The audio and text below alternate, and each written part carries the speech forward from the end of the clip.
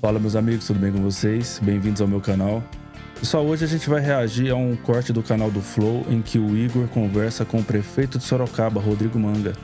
E ele expõe toda a sua vivência com a droga crack, expõe ainda mais tudo que você não sabia sobre ela. Então vamos assistir um pedaço desse corte. Isso. Tu falou pra mim também, antes da gente começar, que tu também vendia carro e tudo mais. Mas a história pra tu ir parar na política tem a ver com igreja? Com a igreja, Que tem a ver com o lance de ter usado droga também? Sim, é É isso. porque uma coisa puxa a outra, né? Foi. Eu, com 15, 16 anos, experimentei o álcool, a maconha, com os amigos. Eu sempre falo que minha mãe falava assim, e as mães falam, aconselham, cuidado com o estranho, não beba nada em copo de estranho que é perigoso. Mas não é. Você experimenta a droga, Do amigo. o amigo te oferece, que experimentou e gostou. E eu fui, como qualquer...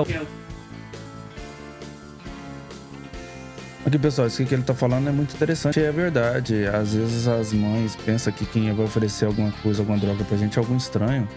Mas na verdade não, é alguém próximo, é algum parente. Sempre, na maioria das vezes é dessa forma. Não é de um estranho, é de alguém próximo a gente. Outro jovem que entra nas drogas, fui experimentando, fui Isso fumando. tu tava com 15, 15, que teus pais 16 faziam? anos. O que teus pais faziam? Eles Meu trabalhavam pai com o quê? é falecido, hoje ele era metalúrgico, Aham. tinha um cargo bom numa empresa chamada Luke. Meus irmãos foram para esse caminho também, depois saíram. Hoje o meu irmão mais velho, vou dar um beijo para ele que tá acompanhando o Weber, se tornou prefeito da cidade vizinha, cidade de Votorantim. Entendi, legal. Acabou de mandar um beijão para ele, que tá sendo um procedimento. salve. Para todo o povo de Votorantim também.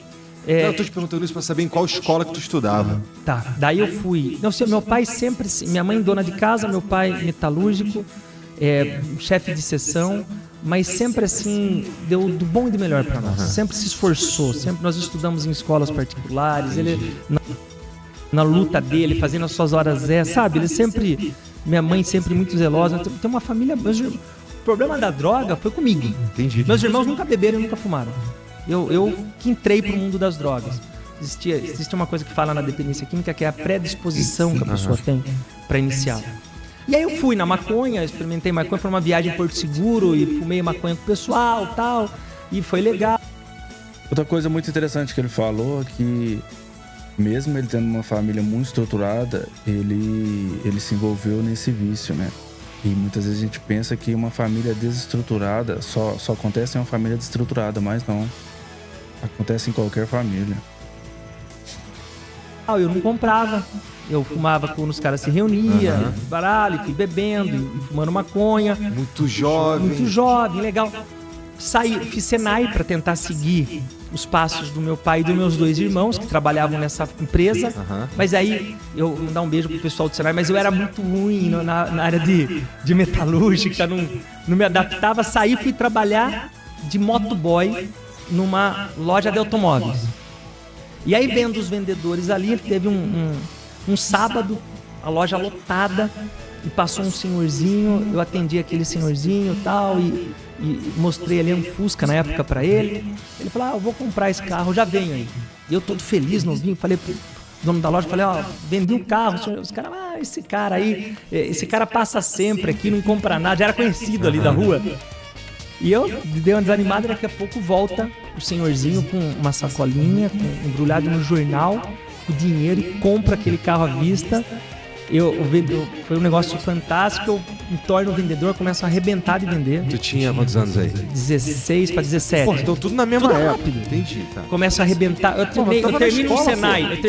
Eu fiz Senai dos 14 até próximo dos 16 e já. Entendi, tá. Aí começo a vender super bem, destaco e droga. 18 anos. Experimenta cocaína. Aí começou a vender pra caralho mesmo. Não, mas assim, cocaína é um negócio assim, entre aspas, maravilhoso. Uma sensação ela dá uma sensação muito boa. Eu falo isso nas palestras que eu faço sobre dependência química. Usar droga é ruim? Não, é bom. Senão no mundo inteiro não tinha tanta gente usando droga. O problema é que ela causa depois. O primeiro impacto é muito bom.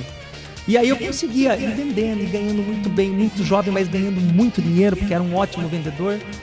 O que teus pais achavam de toda essa... Eles provavelmente não sabiam que tu usava droga. Não sabia. Mas... Os pais são o último a saber.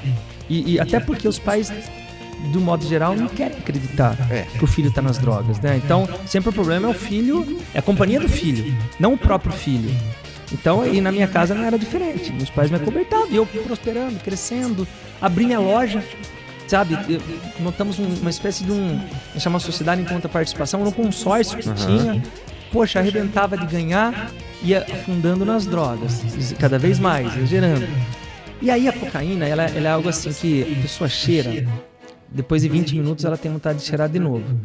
E ela vai buscando sempre aquela sensação que ela encontrou na primeira vez, mas ela nunca mais encontra. Pra você ter uma ideia, aí já com 20, 21 anos, dono da loja, conseguia conviver normal, sabe? Conseguia... Então tu cheirava pra ir trabalhar? Comecei a cheirar no trabalho. Então chegava lá, dava muita hora, me trancava na sala. E ela é progressiva a doença, né? Então você vai mudando seus hábitos. Chegou uma época que chegava assim, o traficante ia lá, falava: Mangá, ó, você tá devendo isso aqui de pó. Falava: então pega esse carro aqui como forma de pagamento. Caralho. Sabe? Tu cheirava pra cacete. Cheirava pra caramba. Entendi. E conseguia conviver. Mas depois, como acontece com qualquer dependente químico, eu fui perdendo tudo, até que eu perdi a loja, perdi tudo que eu tinha, mas eu continuava sendo um bom vendedor. Então, eu comecei a vir para Santos, eu comprava carro em Santos e vendia para os donos das lojas e sustentava o meu vício. O fato de eu ter uma família muito amorosa e o fato de eu vender muito bem, eu não cheguei ao ponto de furtar, Mas nessa fase aí, tu tava com quantos anos? 20 e pouco aí? Que eu fechei a loja há 22, 23 anos. Um jovem ainda, provavelmente não estava casado, era você contigo. Eu já tinha minha primeira filha. Já? Já. A Júlia, mandou um beijo pra ela. Hoje tem 21 anos e já tinha o primeiro casamento. Então, entendi. Como que tu conseguiu sustentar? Bom, Fui tudo, foi acontecendo, engravidou. O primeiro casamento não sustentou. Conheci a mãe da Júlia engravidou, falei, vou casar, mas assim, naquela loucura de, poxa, não dá pra você... 20 e poucos anos, né? Não, 20 e poucos anos, e pó pra cacete. Sabe? Terrível. Então, assim, não durou um ano o casamento, né? Nem isso separou, mas eu continuava sempre muito apegado com a minha filha e fui, só que a droga, ela vai... No começo eu cheirava, consegui ir na loja, depois eu já cheirava, tenho que ficar trancado na minha sala. No começo eu cheirava, consegui ir pra balada, depois eu cheirava, eu cheguei a vir pra São Paulo e voltar usando drogas no carro, olhando pro retrovisor com medo, porque dá uma paranoia, em especial droga química. Só acha que tá sendo perseguido, que alguém vai pegar, que vai acontecer, que estão olhando, que estão filmando. Nessa daí, tu saiu de Sorocaba, veio pra São Paulo e voltou na intenção de cheirar no caminho? Não, cheirando. Só pra não parar, com medo de parar em qualquer lugar. Que viagem, entendi. Olha o perigo, né? Causar um acidente, acontecer qualquer... E aí fui, as pessoas foram se afastando, a minha mãe ainda não acreditava, minha mãe, coitada, ela ficava... Eu chegava às 6 horas da manhã, ela estava esperando na cozinha. Mas se alguém falasse pra ela, seu filho é drogado, ela grudava no pescoço. Porque o filho dela não, o caçula, sabe, não tinha, meus irmãos nunca comentaram comigo, sabe, eles observavam, mas por causa da minha mãe, eles... E eu fui até que um dia eu saí de uma balada, fui buscar pó, e nesse vai e volta, uma hora eu não achei mais o traficante do pó, e aí o cara falou, tem pedra. Ih, rapaz. Daí eu falei, eu quero experimentar. Peguei a pedra. E aí, quando você pega a cocaína, que eu falei pra você que ela dá uma sensação maravilhosa, 20 minutos depois a vontade de cheirar de novo, o crack, você traga a fumaça do crack, bate na hora uma sensação super maravilhosa, põe aí 100 vezes mais do que a cocaína. Que isso? A hora que você assopra, uma depressão, uma angústia, uma tristeza, tem que fumar de novo. Aí o porquê que você vê, o que a gente vê aqui na Cracolândia, em São Paulo e no mundo todo. Em Sorocaba, nós já tratamos uma mãe que trocou seu filho por R$50 por causa das drogas. É uma menina de 13 anos que se prostituía por um trago da droga. Um pai que trabalhava no grupo Sheffield e tem um cargo bom, deu uma bicicleta pro filho, estava no meio de uma Cracolândia, uma mini Cracolândia, porque ele vendeu a bicicleta do filho. Uma professora da rede municipal, a pessoa larga tudo E aí foi acontecendo no fundo do poço. E fora, eu ia pra rave, e era êxtase, LSD, lança-perfume, desandado. Mas o crack é muito sinistro mesmo. O crack é nojento. O crack, eu já perdi uns amigos pro crack, sabe? Tinha um moleque que era meu amigo, um moleque começou a ficar esquisito, de repente, quando ele caiu no crack, durou 3 meses. 3 meses. E não é nem que o crack matou ele, é que as situações que ele se colocava por causa do crack mataram ele. Ele, por exemplo, ele não voltava pra casa mais. Ele catando lixo ali, não sei o que, era suficiente pra comprar as pedras dele lá, era tudo que ele precisava, sabe? Que é o próximo trago. Virou o cara que vivia pra comprar pedra. E aí, um dia ele com a burrinha sem rabo dele, empurrando, com umas carrocinhas com, sei lá, coisa pra vender no ferro velho, tomou uma porrada de uma Kombi na rua, caiu, bateu com a cabeça no meio-fio e morreu. Situações, tipo... O fim da droga, ele é ou cadeia ou morte, dependente de como vai acontecer. Então é importante a pessoa não entrar, mas se entrar, buscar toda ajuda para poder sair. E aí o crack eu fui me afundando mais. Sabe que eu falei para você, eu não cheguei, graças a Deus, a furtar e tal. Mas assim, era um passo a mais, porque é o próximo estágio de onde eu tava. Eu tava sem controle, as pessoas se afastaram de mim. As pessoas não queriam mais falar comigo. Pessoas que eu tinha ajudado quando eu era dono da loja lá atrás, com 22 anos, 21 anos, que eu tinha dinheiro, que eu falava, o cara vai ter um filho, eu pagava tudo quarto, pagava o parte, sabe? O cara não tinha coragem de emprestar um carro para eu ir até a esquina, porque sabia que eu estava desandado. Você perde a credibilidade. É algo terrível. E a gota d'água, assim, que foi aqui, deu um choque, não fez eu parar ainda. Olha como a droga é forte. Eu conheço pessoas que vão chorando buscar drogas. Ela fala, vou lá, eu vou usar, sabe? Eu vou usar, não vou ver meu filho, vou inventar desculpa, porque o dependente químico, ele manipula muito, ele mente, ele mata a tia, mata o tio. Dependente químico, né, cara? Ele conta umas histórias pra... É isso, pra poder sustentar o vício. E aí eu fui numa virada de ano, minha filha tinha aí já 5 anos, né? Foi 2008. Virada para 2008, eu tava com uma ex-namorada, tava com a mãe dela, tava com meus amigos, tava, sabe, todo mundo ali, familiares dela, minha mãe, eu com o pé quebrado, peguei e bebi. E o cara que usa droga química, quando ele bebe a bebida, ela impulsiona você para usar a droga. Então o cara tá de boa, fala, vou tomar um golinho de cerveja, já desperta nele a vontade de cheirar. E aí eu falei, poxa, eu vou buscar o pó. Peguei, dei um somebody love, ele peguei a chave do carro com o pé quebrado. Fui buscar, mas até achar o traficante. Imagina, uma virada de ano, até achar o traficante, até não sei o que, até buscar. Cheguei, já tinha acabado a festa. Assim, o pessoal chorando, meus amigos tentando, deixa disso. Minha mãe sem acreditar que eu tinha feito isso, a minha filha, coitada, sem entender. E eu falei, o que eu tô fazendo com a minha vida? Mas mesmo assim, olha como a droga é forte. Vendo aquela cena que até hoje, assim, mexe, dói de eu saber que eu fiz isso com as pessoas que me amam, eu não parei. E aí tem um pastor, pastor Valmir, que hoje tá nos Estados Unidos, pegajoso, ficava no meu pé, me conhecia lá de trás, ele trabalhava com martelinho de ouro nas lojas de carro.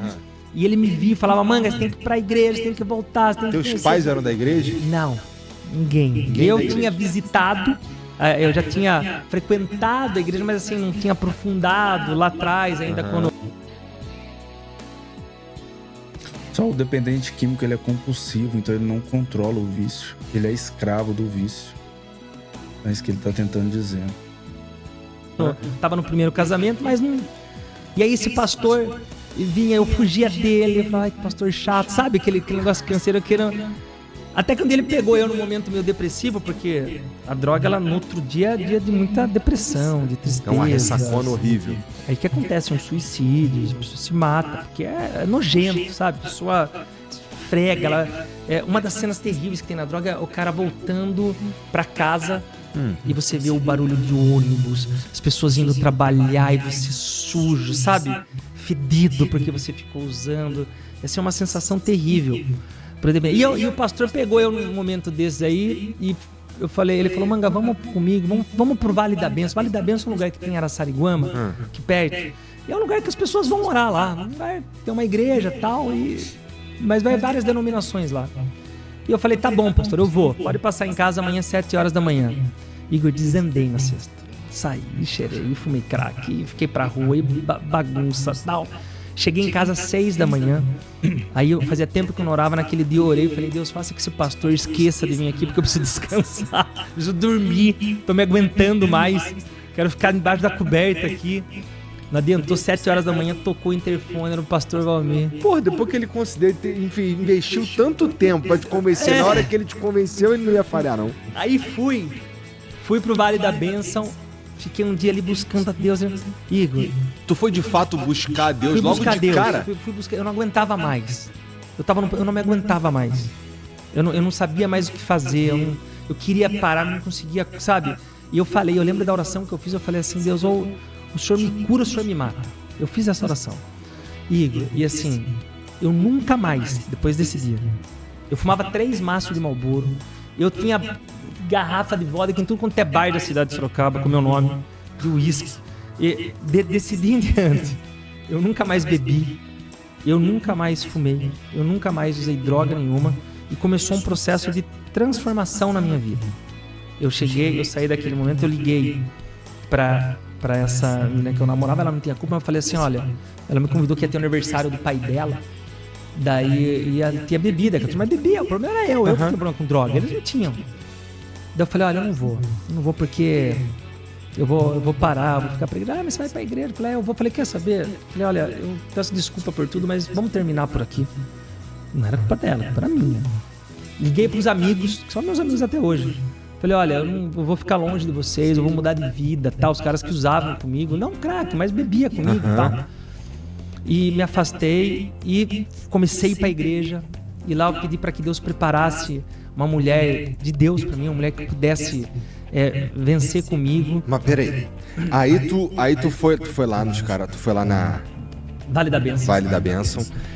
Teve um momento lá que tu sentiu alguma coisa para essa transformação acontecer, não é? Foi um dia... É ali na hora que sente? Foi um dia assim, de sentir, de chorar, de parece que Deus falou comigo, sabe? Algo assim, a fé é algo assim extraordinário que Deus faz na vida das pessoas. Mas tu foi pra lá desconfiado que ia acontecer isso? Por quê? O que eu quero entender é o que eu fui bravo. Sentiu, cara. Eu fui bravo. Tava procurando. Eu fui bravo, porque o pastor chegou. Mas quando eu fui, eu falei, eu vou me entregar. Eu vou aproveitar essa oportunidade, porque eu já não aguentava mais. Eu via a minha filha, ela ficava mais com a minha mãe quando eu ia visitar, porque eu pegava ela e deixava com a minha mãe usar droga. Eu não ficava com a menina. Eu não aguentava mais aquela vida. Eu tinha perdido meus amigos, eu vi o que estava acontecendo, eu vi onde Deus tinha me colocado lá atrás, o que eu era e o que eu estava sendo hoje. O cara que, poxa, com 21 anos tinha lá a loja, bombava, tinha um Volvo, tinha motona, tinha tudo. De repente hoje era o cara que ninguém emprestava um Gol a ar para fazer, para ir até a esquina e voltar. Então eu fui ali e me entreguei. E Deus ali mexeu, tocou em mim, mexeu comigo. E eu mudei, lógico que eu comecei um esforço, porque Deus faz a parte dele, você faz a sua. É uma aliança que você faz com Deus. Quanto tempo dura um processo desse daí pra tu dizer, tô pronto?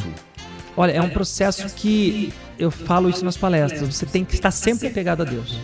Você tem que saber que você depende dele, independente de religião. Estou falando de igreja dele, porque eu não sou religioso. Mas eu tô falando que tem que se apegar a Deus, pro cara se manter. Porque tem um dado que é muito importante. De cada 100, dos caras que são internados, eu não fui internado, mas das pessoas que são internadas em centros terapêuticos, de cada 100, só 7 conseguem permanecer longe das drogas. Os outros 93 recaem. Então, a recaída é algo que até os psiquiatras colocam como parte do tratamento. Pra você ter uma ideia, como eles já entendem que a recaída vai acontecer. E eu entendo que para que você consiga vencer, inclusive superar as recaídas, recaiu, tem que sacudir a poeira e continuar. Mas para você vencer, você tem que estar pegado a Deus, independente de religião. Porque no momento da aflição, da vontade, é você se trancar num banheiro, dobrar o seu joelho e falar, Deus, eu não quero mais isso para mim. É no momento da alegria extrema, que é perigoso. Alegria extrema, aquela euforia. Ah, vou usar. O dependente químico pensa em usar. Ou na tristeza muito grande, o dependente químico pensa em usar. Você se apegar a Deus. Então eu falo que para você, Deus é tudo. Para você se manter longe das drogas. Tá aí, meus amigos, esse é o depoimento do Rodrigo Manga, né? da parte da sua vida em que ele conviveu com a droga crack e sua vitória pessoal porque ele conseguiu sair do vício e prosperar na vida. Se você gostou desse corte, se inscreva no meu canal, compartilhe, deixa o like para mais vídeos como esse. Até o próximo, um abraço.